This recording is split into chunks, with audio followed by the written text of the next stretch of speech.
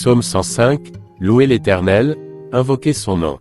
Faites connaître parmi les peuples ses hauts faits. Chantez, chantez en son honneur. Parlez de toutes ses merveilles. Glorifiez-vous de son saint nom. Que le cœur de ceux qui cherchent l'Éternel se réjouisse. Ayez recours à l'Éternel et à son appui, cherchez continuellement sa face.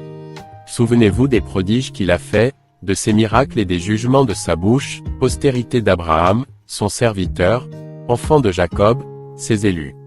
L'Éternel est notre Dieu. Ses jugements s'exercent sur toute la terre. Il se rappelle à toujours son alliance, ses promesses pour 1000 générations, l'alliance qu'il a traitée avec Abraham, et le serment qu'il a fait à Isaac. Il l'a érigé pour Jacob en loi, pour Israël en alliance éternelle, disant, « Je te donnerai le pays de Canaan comme héritage qui vous est échu. » Ils étaient alors peu nombreux, très peu nombreux, et étrangers dans le pays, et ils allaient d'une nation à l'autre et d'un royaume vers un autre peuple. Mais il ne permit à personne de les opprimer, et il châtia des rois à cause d'eux. Ne touchez pas à mes oints, et ne faites pas de mal à mes prophètes. Il appela sur le pays la famine, il coupa tout moyen de subsistance. Il envoya devant eux un homme, Joseph fut vendu comme esclave.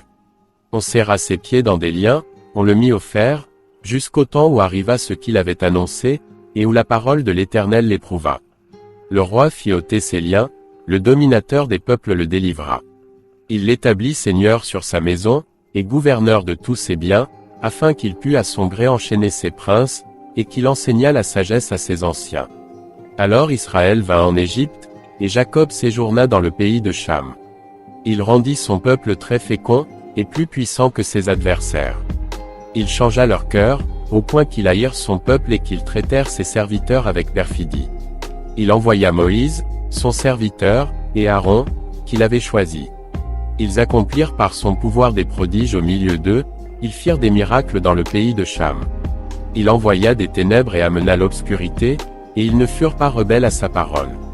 Il changea leurs eaux en sang, et fit périr leurs poissons.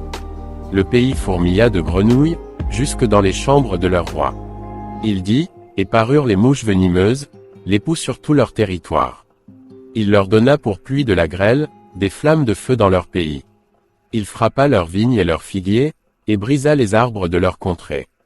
Il dit, et parurent les sauterelles, des sauterelles sans nombre, qui dévorèrent toute l'herbe du pays, qui dévorèrent les fruits de leurs champs.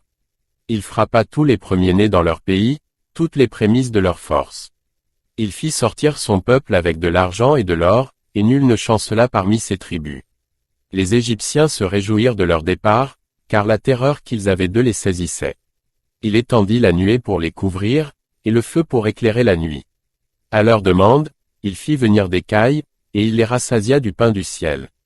Il ouvrit le rocher, et des eaux coulèrent. Elles se répandirent comme un fleuve dans les lieux arides. Car il se souvint de sa parole sainte, et d'Abraham, son serviteur. Il fit sortir son peuple dans l'allégresse, ses élus au milieu des cris de joie. Il leur donna les terres des nations, et ils possédèrent le fruit du travail des peuples, afin qu'ils gardassent ses ordonnances, et qu'ils observassent ses lois. Louez l'Éternel.